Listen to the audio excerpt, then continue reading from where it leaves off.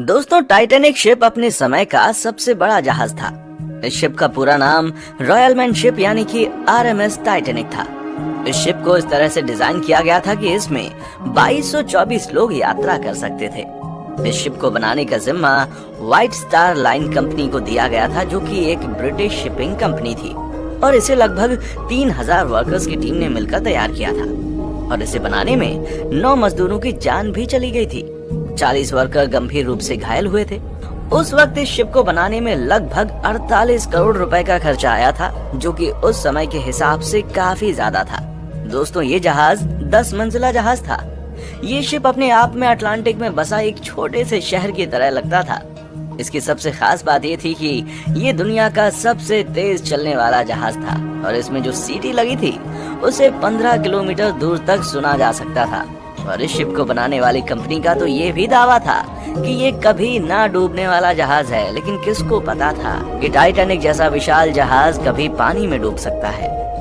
ऐसे में ये सवाल तो सभी के मन में आया होगा कि आखिर उस रात ऐसा क्या हुआ कि दुनिया का सबसे मजबूत जहाज पानी में डूब गया। आइए जानते हैं। दोस्तों, टाइटैनिक के बनने में 3 साल का समय लगा था, और टाइटैनिक को बनाने में उस समय की सबसे महंगे एडवांस टेक्नोलॉजी का इस्तेमाल किया गया था।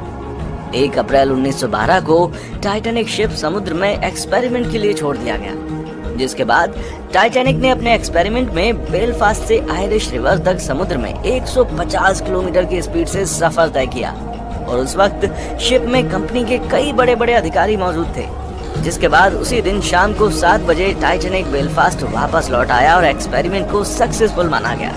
मैं आपको ये भी बता दूं कि एक्सपेरिमेंट सक्सेसफुल हो जाने के बाद 2 अप्रैल 1912 को टाइटैनिक को यात्रा के लिए ऑफिशियली लॉन्च कर दिया गया, और इसी के साथ टाइटैनिक ने इतिहास के पन्नों में अपना नाम दर्ज कर लिया।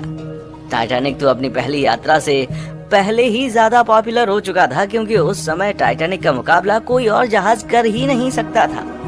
टाइटैनिक में ए क्लास, बी क्लास और सी क्लास के रूम मौजूद थे। यात्रा करने के लिए फर्स्ट क्लास का टिकट 2,70,000 का था, सेकंड क्लास का टिकट 1 लाख का, और थर्ड क्लास का टिकट 20,000 का था। इसके अलावा टाइटैनिक में यात्रियों की हर सुविधाओं का सारा ख्याल रखा गया था।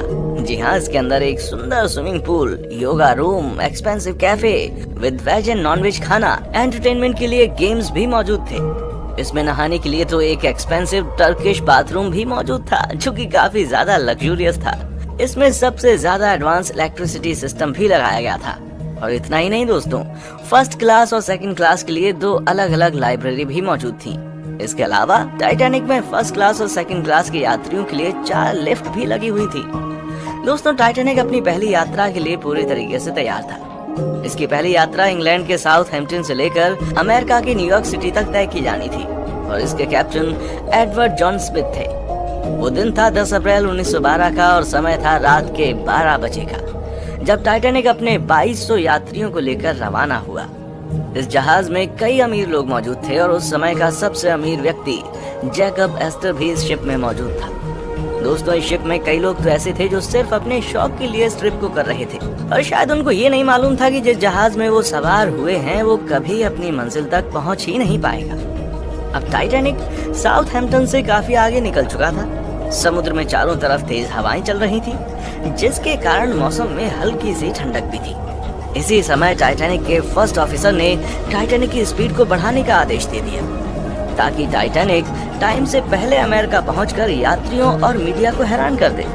टाइटैनिक शाम की रोशनी में आगे बढ़ रहा था। इस जहाज को सफर में निकले हुए लगभग 3 दिन हो चुके थे, और टाइटैनिक में अभी तक एक दुर्घटना भी घट चुकी थी।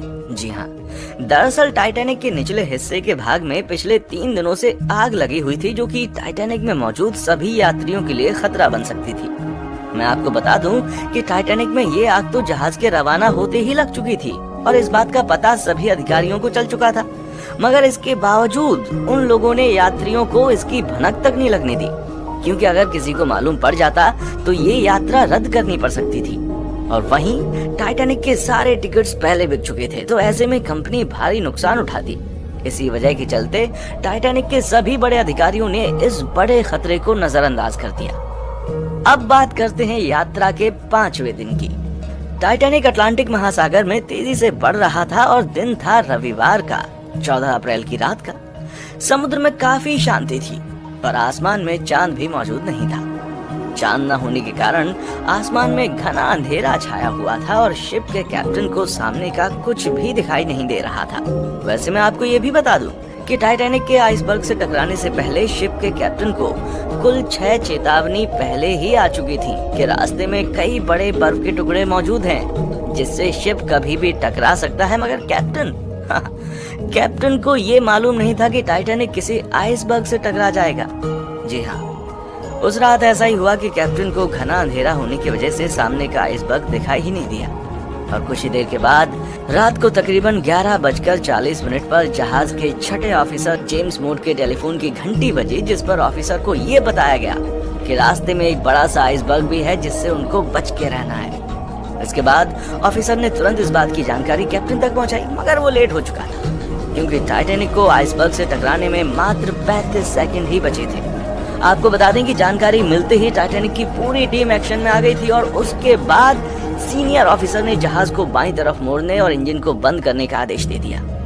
साथ ही जहाज के ऑपरेटर को जहाज को पीछे लेने का भी ऑर्डर दिया था, मगर जहाज की रफ्तार इतनी तेज थी कि उसे पीछे की तरफ लेना और उसको मोड़ना नामुमकिन था और फिर कुछ ही सेकंड्स में टाइटैनिक आइसबर्ग से टकरा